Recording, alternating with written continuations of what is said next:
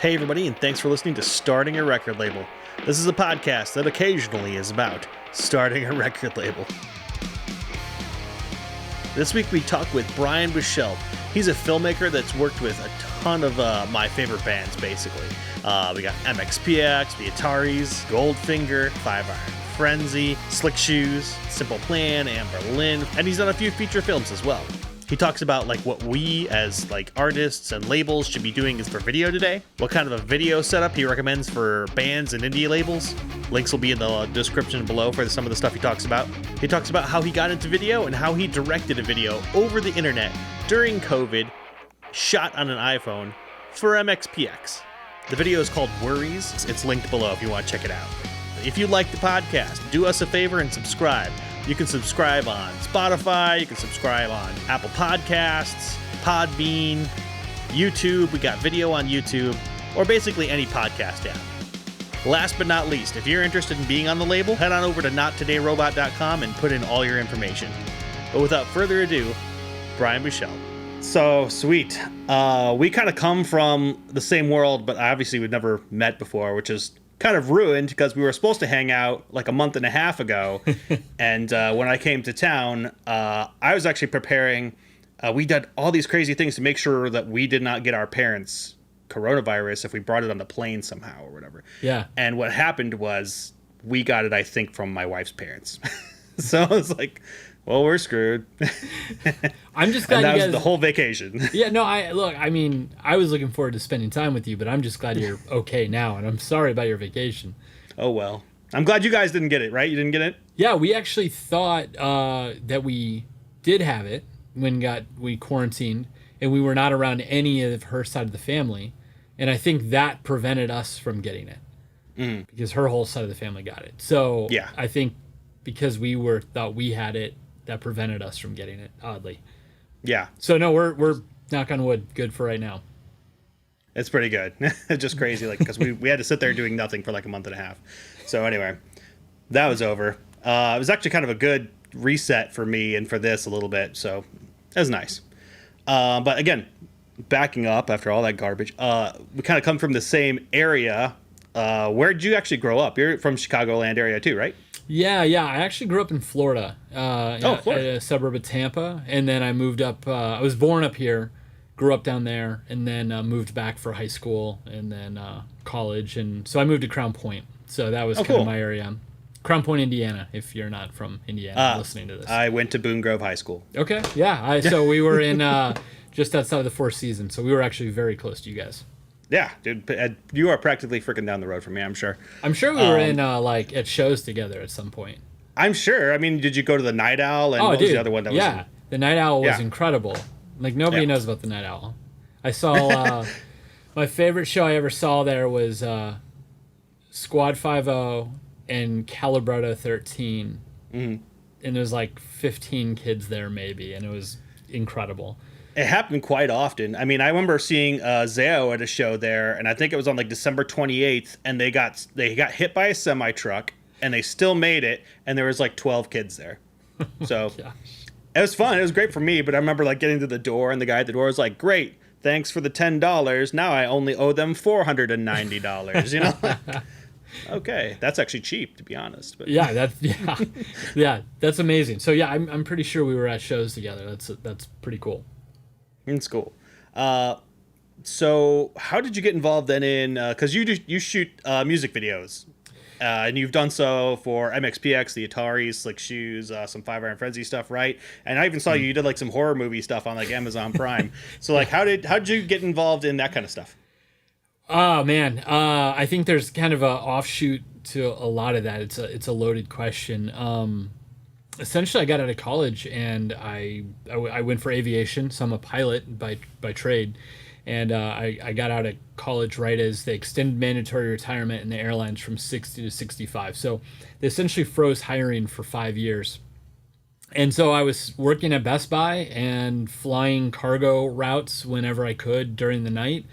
And that creates a weird, you don't have a lot of time for friends in there. So I'm I've always wanted to learn how to do video production. So, jumped on YouTube and I grew up in Florida, so we were always at Disney. We had annual passes, and so like I'm a huge Disney fan. But at the time, it was called MGM, now Hollywood Studios. It was the whole how to make movies, and I just soaked it all in. You'd walk over the top of the TV sets and see Mickey Mouse Club and Home Improvement being shot, and I was just absorbing everything, and then watching DVD extras of how they shot films, and so I just started teaching myself, and because I needed a hobby.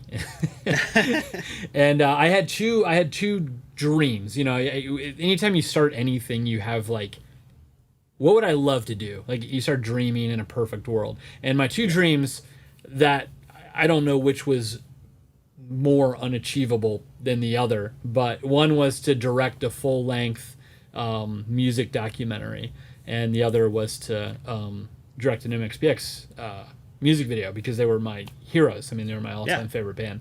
Again, neither of which I ever thought I would get to do.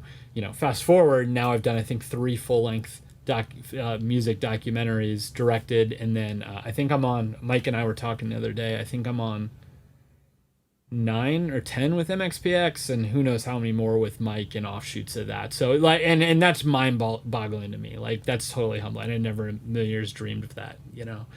That had to be really cool, because I was actually looking at, so I was like, you know what, I'm going to do a little bit of research today, because I know you did some of the stuff. What else did you do? And I was like, holy crap, you did a ton of like just videos with Mike, like just recording songs and doing stuff. Sounds great, Yeah, so the first band that I ever got to work with was Flatfoot 56, who I'm 38 now, so they were we're the same age, and they were kind of coming up in the scene at the same time, so I wasn't necessarily a fan, but I knew about them. And, over time, they kind of replaced a lot of those first wave bands that went through Cornerstone and stuff like that. And I really liked them. And they were the first ones to give me a shot at like, hey, come out and do a music video for us, when I was, probably about a year into learning video production. And I just thought that was the most incredible thing, because I went back to Cornerstone. We filmed this live music video at Cornerstone. So it was really full circle for me, going from a fan to there now being there with the band.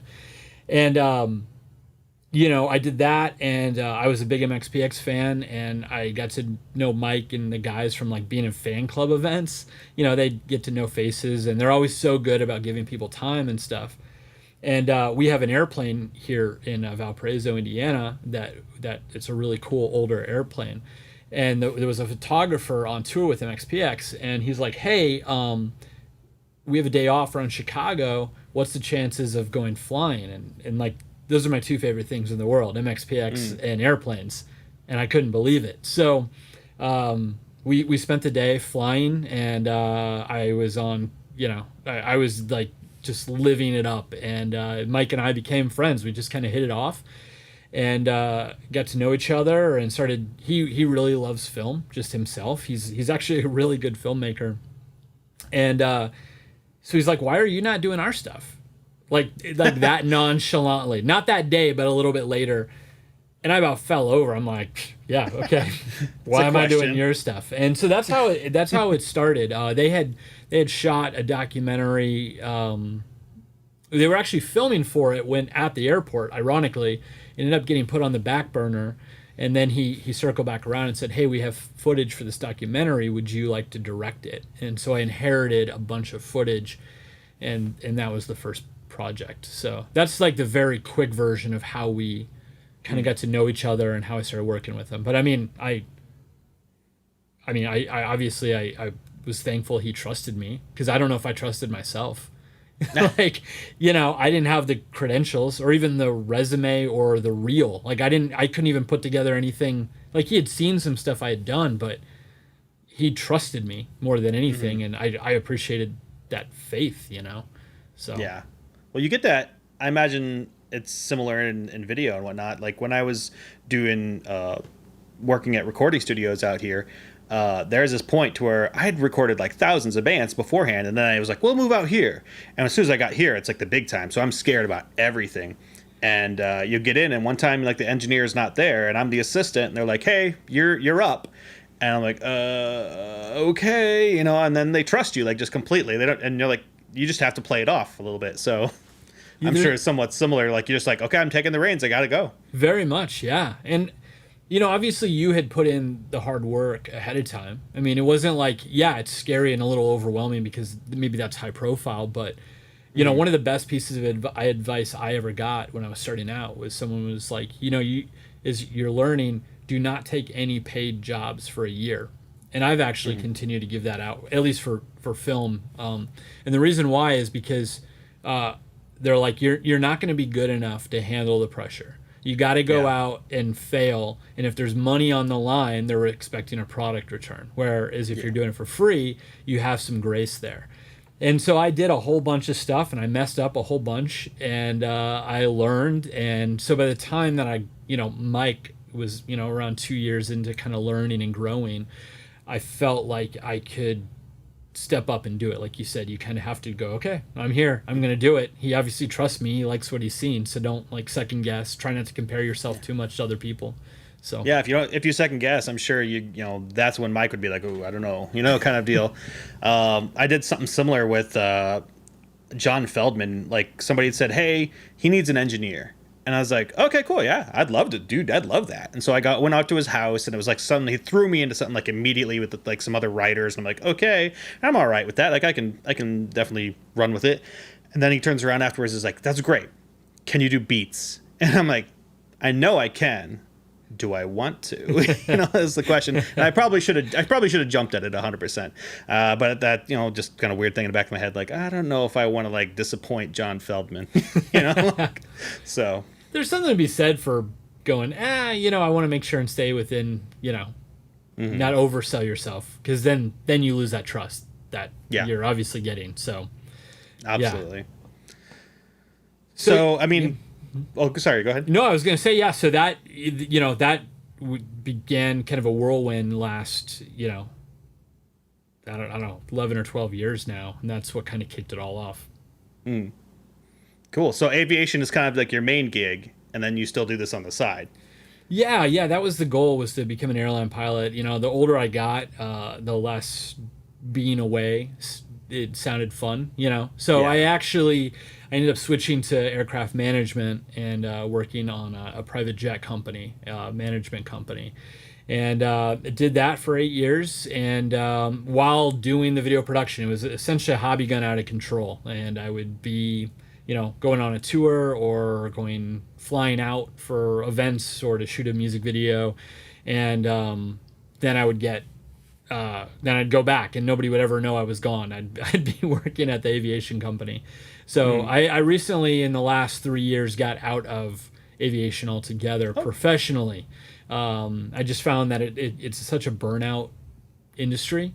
And my love of flying is really old vintage aircraft with like Experimental Aircraft Association and Warbirds and stuff like that. So I found that I can be fulfilled, outside of that realm and then have the older aircraft. If anything, I was getting burnt out on the thing that I loved about it. So I got out of that and I joined, it's a utility company, believe it or not, because doing multimedia and video production. So, but in a corporate setting, which has really allowed me to excel even faster in my work, because I'm now doing that professionally, and they're making an investment in me to continue to do that. I wasn't sure how it would work, but it's actually accelerated the process. That's really cool. I did not know that. Yeah, it's weird and random, and I don't know if anybody has even a remotely similar path in, but I think that's what kind of makes it unique and cool, Yeah. From doing some of these podcasts and from like even listening to a ton, because I'm an avid podcast listener, like a lot of people that do work in the industry, they got in like through some weird way. It's not like you go to school and then you go to here and then this is what you become, like. Yeah. And there's, no slam on that. That's great. I didn't plan to do this. And if I did, I think that's one of the big things for me. I was always borrowing and stealing gear, and I'd go back and like watch, Robert Rodriguez's early stuff, or, these independent films like Blair Witch. And I'm like, okay, well, why did these handful of films that had zero budget and have just garbage equipment, how did they do so well in a sea of independent films? And what I found was They took the things they could do really, really well, and they just focused on those things. And that was really like a light bulb moment for me, because like early on, I didn't know how to color correct. I was using Sony Vegas because it was the only thing my old computer could run.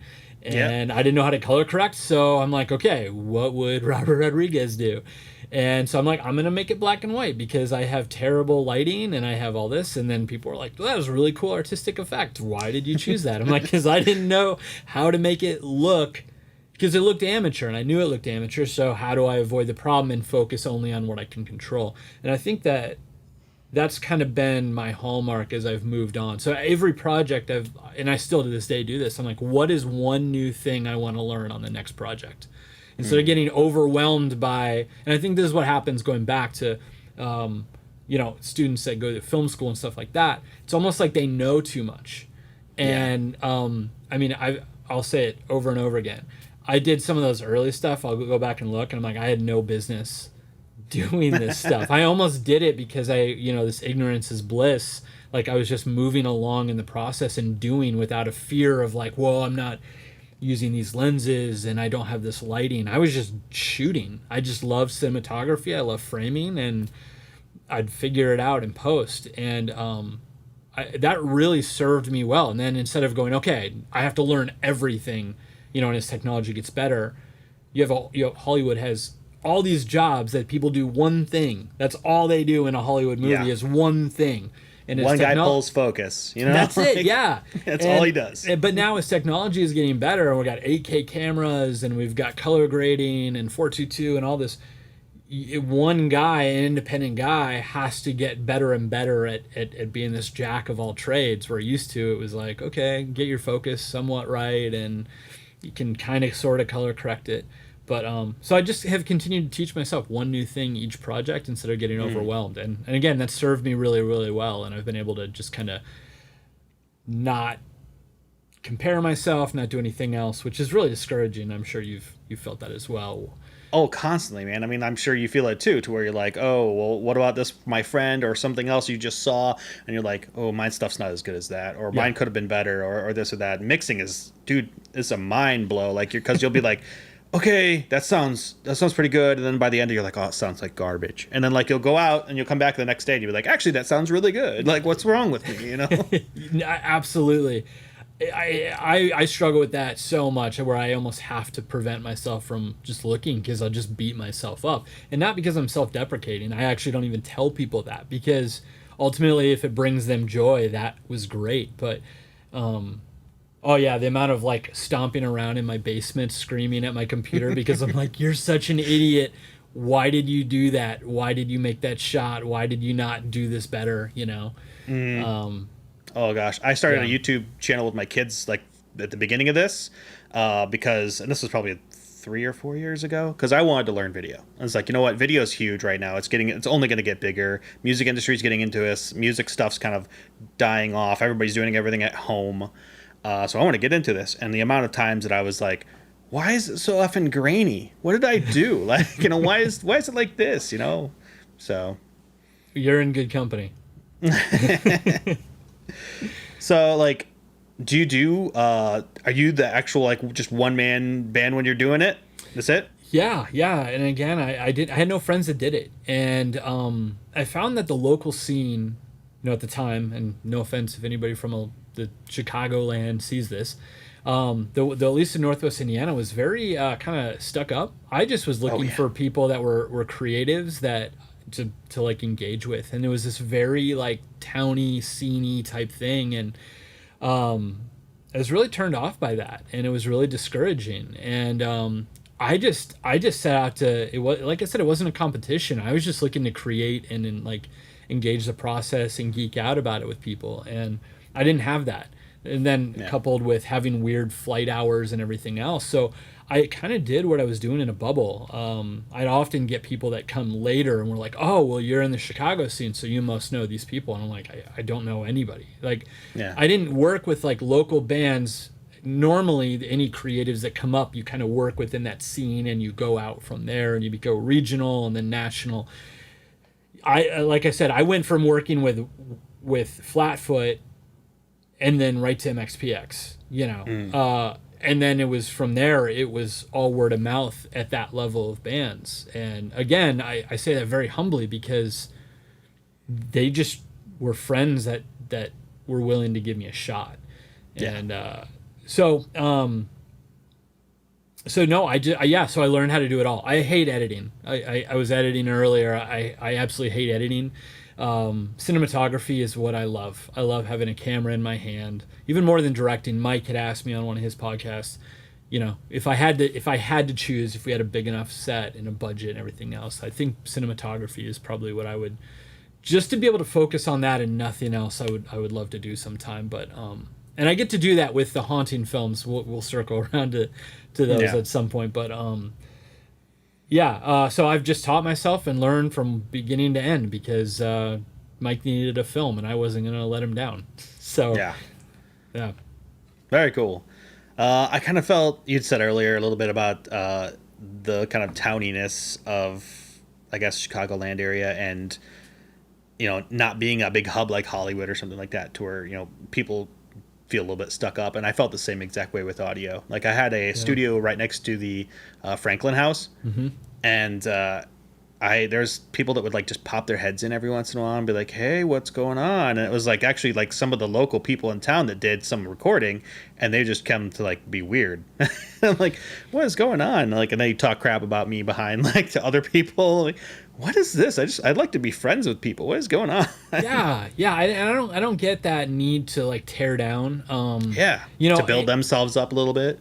I had friends that saw what I was doing, once the stuff started coming out that was a little bit more, more national. And they'd say, "Hey," and these are people that went to film school, and they're like, "Hey, can we sit down and like grab coffee and talk about what you're doing and like your process?" And I'm like, "Yeah, I've been waiting for this. I love this. This is amazing." I kid you not. I had two separate people on two different occasions as I started showing them. They go, "Wait, you use Sony Vegas?"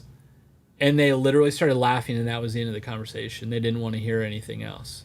Now, they had no clue. They loved the product, but they were so turned off because I was using the only thing I can afford that they cut the conversation. They didn't want to talk to me anymore about what I was doing because I was less than that. And that was just dumbfounding to me. So, That's a hilarious thing, dude. I mean, like the software that you use, as long as you can get it done, what is the freaking issue? I know that, but that's what I experienced. So, so it's just been me creating stuff with my friends. That's it's kind of been what I kind of work off. So very cool. I was going to ask, I saw that you had, because of this whole crazy quarantine thing, I saw that you had directed, I think, one of the MxPx videos remotely. Now, how on earth does that work? Yeah. So, we had this song, and I had it for a little while, and so Mike's like, "Hey, we want to do a video." So one thing to know with Mike and I, we've been friends now, I think, for like 12 years or something like that, and we've been working together side by side for the entire time, always with projects. And that's really one of the cool things, because even when we'll throw around ideas and like collaborate, we'll revisit those ideas. So say we don't have the technology or whatever, because we're doing it all DIY. We will always revisit this stuff. So we would geek out over a lot of the same music and movies and stuff like that, and music videos. And again, he knows film so well that I can have a conversation with him that I couldn't with most other people. But we'd always talked about doing something with time. And so he called me. He's like, "Hey, I want to shoot a video. And I want to play with time." So really, I thought I was, well, I will say this. A lot of the MxPx videos I direct, I think he's calling to have me consult on the video. Then I find out later I'm actually directing the video. So that happens more often than you'd think. Better than the other way. Yes, absolutely. So, we discussed, okay, here's what I would do. Here's how I would film it. We shot that whole thing on iPhones. Which is really cool as well, and we're using Moment lenses, which I just absolutely love. So if you ever want like a good mobile lens, Moment is the only ones I ever use. I've used them since they were in Kickstarter, but So anyway, I kind of said, okay, here's how we're going to do it. Here's how we're going to play with time. Here's how we're going to speed it up, slow it down, all of that. And then I would take photos and I would frame photos and I'd send him stills, knowing that he could actually pull it off. And we went back and forth, and he'd go film footage and I would give him notes, and he'd go back out. And so we just kept working through the process, and he would go out and do it. And that was the other thing is, again, that high bar, it's just me, but I never want it to seem like it's just me, or I don't ever want it to seem like it was just shot with an iPhone. Or if we're going to do this, let's try to push ourselves hard enough to create something that is different. I feel like with COVID, there's so much garbage art. I'm just going to say it. And normally I wouldn't throw stones like that. And I'm talking about like celebrities. It's like, well, all we have is a phone, so we're going to do the same thing where we put everything like, across the screen like a Skype call, and that will be the video. No, that's great. Like, I'm great. You guys are doing it. That's fine. But for me, when I get in those situations, and again, this is how I've worked without much equipment, I've had to kind of say, okay, how can I elevate and think outside of the box? I was determined not just to put the video, frame it out like that. So I tried to be really creative with the editing and with the framing, with what he was doing. And yeah, so that's how we did it. And we worked through the process, and it was a lot of fun. And I could say, hey, now I've directed an entire music video remotely. And so that's pretty awesome, and something cool to do for during coronavirus when you couldn't do anything like that. They, at the beginning, there's obviously like nothing for us any one of us to do, and so all these people are just jumping into it because, what else do they have to do? And I've had this fight for a real long time. In fact, the whole point of this stupid podcast that I've started is to kind of push me to start a record label. So I'm just interviewing people that I want to talk to about that have insight into things that are going to be attached to the record label.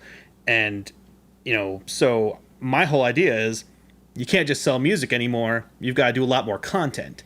Mm-hmm. And whether we hire someone to do the content, a second. Okay, I guess they're not coming in. No, they are. Hi, Dad. Hi, Penny. Sorry, I put the table there. Yeah. Can you pull it back when you're done? It looks ugly. See, that's like one of the haunted films I would film. The moving table by itself. Somebody off screen just pulling it. But, like the whole... Okay, back to what I started at before I was interrupted. The whole thing with music, I think, is they need to be selling. They're doing a lot more than just selling music. Mm-hmm. And so everybody's jumping into this. All the things online, all these, all the cameras and the capture cards and lower end, like video editing stuff is like missing off the shelves. So, and everyone's just jumping into it. Do you think that bands should be doing a lot more of that? Sorry, jump back to that. Yeah. So I'm working with this new band. It's been kind of cool for me. There was this band called Till Morning, and they're named Parker originally, and they've been grinding in Chicago for the last couple of years. And Flatfoot actually told me about them, and Tobin from Flatfoot. And the thing with me is I don't have a lot of time because I obviously have a family and a career, and film is something I still do, but I have to be very picky about my projects. I have a roster of really great artists I work with, and it pretty much takes up all the time I have. And MxPx or Five Irons or all those bands are going to get my first priority. Anyway, this band, they came to me, and I ended up turning them down like 3 or 4 times. And I'm just like, I'm sorry, you're good, but I don't have time to work with a new band, and it would have to be considerable amount of money. And frankly, you're brand new, you're not signed. I feel bad taking your money from you, because with YouTube and the way and Facebook and it's all pay to play, and you have to pay to get views. No one will ever see your video. So I can do the best video for you, but nobody will actually see it, no matter how good it is. Yeah. So long story short, we've been working. These guys, it's been fun because they really were persistent, and their stuff is phenomenal that they're doing. They went out and got just an incredible... Sean O'Keefe, who did Fall Out Boy's stuff, he's been producing their stuff, and they just really won me over. And we did their video, and I've been walking with them through the process. I've been working with these bigger bands for so long. it's kind of taken me back to the beginning of when I was a fan, like getting behind a new band, you know. And so I say all that to say that I've been kind of walking them through the process of working and getting a record label. And one of their questions was, how do we make content without you? And I think there's ways to do it. I mean, if you look at the MxPx video, that cost us a $100 iPhone lens. Yep. And I mean, if you don't count my time, so I guess it's little apples to oranges, but we filmed all that with an iPhone. We did it in, I mean, you have to have, you know, I used Premiere to edit it, but gosh, I'm trying to think. That's a really great question. I think bands should. I think they should be doing this. I think it's kind of one of those skills they have to have at this point. It doesn't have to be perfect. It doesn't have to blow you away, but to challenge yourselves to go and learn the process. I mean, YouTube has everything. Just video 101. Heck, even the apps now, you know, I have some friends, like kids at church, where we were having like a homemade movie competition between me and the kids where we can only use an app. And in 5th grade, I used to make stop motion animation movies with claymation in my G.I. Joes and using a big over-the-shoulder VHS camera, and I'd start and stop, you know, and now they have explosions and all this like Michael Bay effects on an iPhone app. So yeah. I think the technology is there. I think it's a matter of willingness, and yeah, it's unfortunately a game you have to play now if you want to get into it, you know, into the industry. Speaking a little bit about willingness to it, because you know, my whole thing is like I want to find a younger band probably that's willing to jump into this 1,000,000%. And what's really weird is I think that the older artists are better at it. I think, like, you see Mike. I mean, I don't want to say older, but you know, he's like a while, and so like MxPx has been around a little bit, and so he does stuff all the time. He's got a podcast, you know, he's got all the videos that he does. Less Than Jake's Krista Makes has a podcast. John Feldman does stuff online, like and there's a myriad of other people too that is doing all this stuff, and I feel like the older people are doing it more gracefully. Yeah, I think the ones that are surviving and that are adapting with the times are definitely doing it. You know, Devin from Till Morning, same thing. He found me because of the work I'd done with MxPx. So he's like, "Hey, I want to work with you. I loved your stuff," which was very humbling. But and that was a lot of his asks. He's like, "What is Mike doing? How is he doing this?" And one thing I've always said about Mike is he's been so willing to adopt new technology. As long as I've known him, and in the last 12 years, a lot of new technology, especially with online, has happened. So it's been a very fast-moving time. And he would just, whatever new stuff, he would sign on, engage it. It might not be what he stuck with long term, but he didn't fear it, where a lot of guys is like, "Oh, with my record label's doing it." I mean, that's what I would hear. And that's what's caused MxPx to move into like an independent and frankly be their own record label, is because of a willingness to go, okay, I'm going to challenge myself. Well, we were talking earlier this week about doing almost a TV production studio type thing, and he's been taking that on, not like they're doing a TV show, but just like what would we need to do to have like a camera switcher and be able to do this remotely in ourselves. I've seen some amazing stuff. Like, doesn't Blackmagic Audio now have like a super like simple camera switcher? Yes. And it's like super cheap. Yes. Like something that would have cost you like hundreds of thousands of dollars like 10 years ago is like $300. That's what everybody's using. I just had a conversation right before this about that, actually, not with Mike, but with somebody else. So yeah, it's all there. It's all available. It's how much you want to engage it, you know. And you're right. Bands historically have been able to play music, and they let the A&R department and everything else worry about that. But it needs to be them. Which it's very interesting. But yeah, it's something they need to engage for sure. I mean, at the very least, they need to be doing, you know, something on their own, like that. For what I want to do for a record label, I don't know if you watch YouTube at all, but one of my favorite people on there is Linus Tech Tips. Okay. You know who I'm that not is? familiar. I'm not super YouTube. If you've probably seen him, you'd be like, okay, I know who that guy is. Yeah. But they have probably 15 separate channels, and they all do something a little bit different. And he started off just doing tech stuff, but it's kind of like, I want to run a record label similarly to that, to where you can focus on a lot of extra content to where, you know, it could be a lot of different things, and have it not only on YouTube, but then you have you could have recorded music, you have stuff that you can, do through Patreon or something like that. It's just, there's a lot of, even I'll listen to some podcasts about record labels and they're still just talking about like, oh, we're doing vinyl, like, this industry is way, I mean, like the rap people doing like rap are like way out there, like way ahead of the curve. And I feel like rock is kind of suffering just a little bit because of that. 100% agree. I'm a huge hip hop fan. More often than not, what I listen to, if I'm not listening to the stuff I'm doing with whatever band I'm working with, I'm listening to hip hop. I mean, absolutely. I'm a diehard Kanye West fan. I love Run the Jewels. I love all that. So, and frankly, a lot of that DIY spirit, like you're talking about, had left rock a long time ago. And the hip hop scene has picked it up and run with it so well. I had a long conversation with my buddy Andrew Cram, who he was the manager of a band called Set It Off as they were up and coming, and then he has been managing artists and doing all kinds of stuff. Now he's running a really successful podcast, actually, and he's all over the map. But he's really plugged in. He's in LA. And we were just talking about that because, again, we're to keep going back to this till morning because it's in a similar boat of a new artist coming in to break into the scene. And he was talking about just the artists that he's following that are seeing these bands basically become their own record label, own promotion company, own printing company, own video company. And holding out until it's profitable for a record label to find. It's what you're talking about. You want to find these bands that are going to do the work because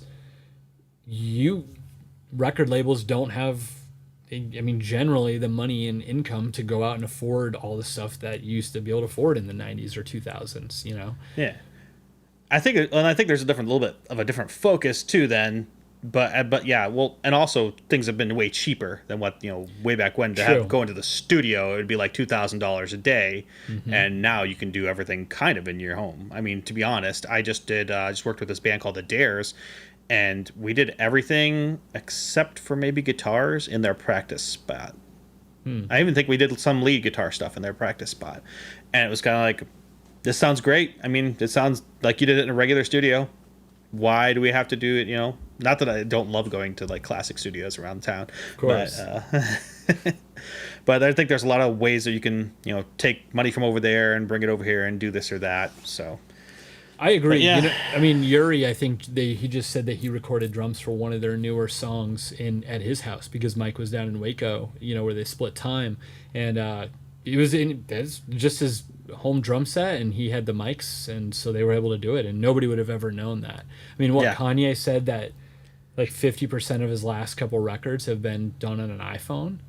Yeah. I mean, he just came out in an interview and said like 50% or some number around there, most of the vocals he did were recorded into an iPhone. Man, so, I'll have to listen to that again and think like, wow. I know, but the point being is just, I mean, again, for all I've been doing this in my house with, relatively low amounts of equipment or overhead, and thankfully it's been able to be seen around the world. So more often, more now than ever, that's possible. What do you kind of like rock for a setup for doing this video stuff, and what would you recommend for bands, labels, anything? Someone else who doesn't know what they're doing. Yeah, that's a really great question. They're going to be two different things. I mean, for me, again, I've kind of built it. I was Canon for forever, and it served me well. I finally made the switch to mirrorless and to Sony. My personal style of shooting, I love Terrence Malick and Chivo and the Lubetsky, the cinematographer. So I love big and wide, in your face shots with huge landscapes, and I think that's what kind of makes me a little bit of an anomaly. I love all this river, a 3-minute shot of a river running and then snow falling and then combine that kind of feel with a punk band is different. Probably do it with a metal band, to be honest. Yeah, They do a lot more outside stuff. True, yeah. So my approach, and the other thing is I shoot a lot in clubs and a lot of live stuff. So I need that low light. So I was shooting with the Sony A7S2, which is kind of the go-to.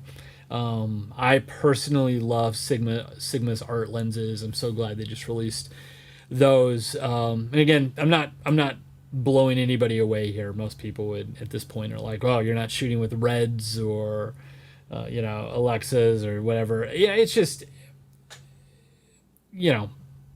it works for me, and it's what I can afford, and it's been great. So, right, I actually am waiting tomorrow. They're shipping out the A7S3, which is the camera I've been waiting for a couple of years. So I have that on pre-order. It gets shipped to me tomorrow. And then, those Sigma 14 to 24 lenses with a 24 to 70 are kind of my two go-to. And then I'll use a couple primes in there, 28, or, obviously a nifty 50. But that's kind of my setup. I love natural lighting, so I try to light it as minimally as I can. And then, obviously jump around between a gimbal and sliders and handheld and that kind of thing. So it's a pretty fast-moving run-and-gun setup for music video shoots. But again, it works well for me, and if you don't know what it is and you like the final product, then it doesn't really matter. You get the job done. Yeah. But I mean, that setup is still going to cost you $10,000. So, for the average person, I think for someone like a band, and again, that Devin was asking me what Mike's doing, a Moment lens, I swear by them. I just love their stuff. It's $100, so it's not necessarily cheap when you're looking at an iPhone attachment.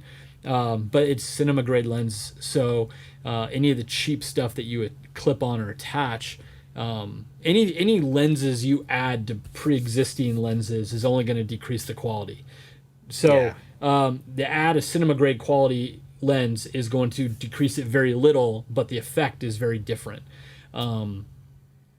I would have said, the iPhone new super wide lens on the on the Pro models of the iPhone are great, and maybe even will match Moment, but the camera is so crappy that you can't use it for anything good. I can't believe I'm saying that about an iPhone, but that super wide angle lens that they push is garbage. So oh man. So just FYI. But if you get a Moment lens, and even the audio with the iPhone is fine. If Kanye says it's fine, I say it's fine. And I'm still up in the air. I have to listen to that and think, 'cause I don't know, man. Like going through a microphone on a phone, I don't know. I maybe. His point was that it was that good that it was done on an iPhone. Anyway, so maybe a gimbal, one of the small handheld gimbals for your phone, and you can do a lot with that. I mean, what you're seeing with MxPx, a lot of the stuff they're releasing is just the super wide angle lens. It's the Fish. That Moment. They also make a super wide that's really great. I personally really like the Fish, and they're just, it's got that 90s feel. Yeah. Well, it would, except it doesn't curve all the way around. It just provides in the edges the right amount of curve to where, unless it doesn't look too dated. Okay. But I mean, just with that setup, so I don't know, $200, $300. Go on eBay, you're probably in business, and then it's just go on YouTube, spend some time. It's part of the craft, They're obviously doing the things necessary to play their instruments, to write songs, to perfect their live performance. You're doing that what's necessary to start a label or to produce and stuff like that. This is part of the game now. Like, this is just part of it. So spend some time on YouTube, learn how to do it. Ask your kid's sister, because she probably already knows, and how to make a YouTube video, and just start there and then get better as you do it. That's the other thing. Like, you're not going to be good and until you put the stuff in the computer and edit it, or edit it on your app now, as most people do. You're not going to know what to fix until you put it in and start editing it. That's the other big thing. So you have to go out, you have to film a whole bunch, and then know what to not do or to do better next time. So That would probably it's real scary sometimes to get started. And I think, like, even with me when I was first starting out, like, I wanted to learn all that I could so that the first thing that I did was really good. And what I kind of had to do was just be like, just do something and release it. Yes. Because you're only going to get better the more you do it. Yep, absolutely. And go find, I find that have a purpose to those projects. You know, you don't go, oh, I'm just going to go and experiment and walk around the yard and film a dog. Like, you're going to quit real quick because you're going to go, okay, I tested it out. Go and create something. Go make a mini music video or a mini montage. Like, actually try to do something that you would release, because you're going to put more effort. You're going to find a lot more weak areas when you're actually going out and trying to do something, as opposed to just testing, you know. Yeah. So that's what I'd recommend for a home setup, is a really good home setup starter. So, or for like bands to use. Cool. Software? Man, that's a tough one. I've been using, well, Sony Vegas obviously, and then I made the jump to Premiere Pro. So I have the full Adobe Creative Cloud, but that's obviously not accessible for somebody that's starting out and on a budget, because that's a big monthly charge. It's expensive. It is. I think you can do a lot. You know, if you have a Mac, which most creatives do, I'm one of the few that have always edited on a PC. But yeah, if you have a Mac, you have is it iMovie? Is that what's on there? Yeah, they got iMovie, and I think there's Final Cut Pro is not that expensive. Okay, and you get it forever. Okay, so yeah, there you go. And you can probably find old versions of it on eBay or whatever else. So if you have a Mac, get iMovie's there. It's free. That will be more than enough to do these mini movies that you want. And if you're serious about it and you like the process, yeah, go find Final Cut for cheap, an old model. If you're a student and, you know, someone's in college in the band, or there's the student licenses, that kind of thing. Adobe's, and I think there's the student discounts on that as well. But yeah. But even if all you have is a phone, iMovie's on the phone, and that's free. And I've edited stuff. I might let my son, because he wanted to do stop motion animation like me. We did it all on an old iPad, and that was all free. So don't let that stuff stop you. Like you said, go out and just do. Find reasons to do, not excuses not to, or you don't have the gear, or you don't have all that. You have something. Everybody has an iPhone at this point, or something like it. I know for a long time there was, even in the audio industry, when I first got started in like 1998, like everyone was like, you have to have a Mac. You have to have this or that. And I was like, oh yeah, I guess I do, up until about like 10 years ago. And where Macs are just stupid expensive. Not everybody can afford that. And then all the software that they used to say only works really well on Mac starts to work really well on PC. I mean, especially I think for video. I think video has made huge strides on the PC level, to where I went from buying Macs to making Hackintoshes, then just to going to straight PC.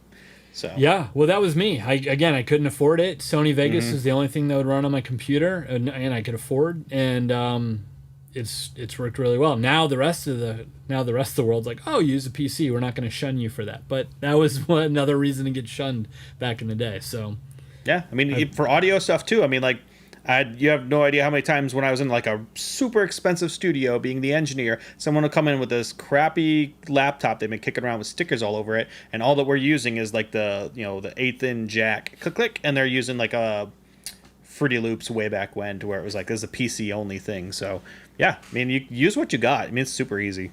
Yeah, absolutely. And, you know, the fact is, if you've got the vision for it and you've got the drive for it, like, people are going to notice your stuff. It doesn't matter what gear you're using, you know. And so that's certainly what's happened with me. So cool. Well, thanks, man. Thanks for coming on and talking a little bit about that. I really appreciate it. And hopefully next time I'm around town, we could get some coffee. Yeah, man. We'll geek out over 90s and 2000 punk music. I can't wait. Thanks, man. All right. So cool. Peace Hey, out. thanks for having me on. I really appreciate it.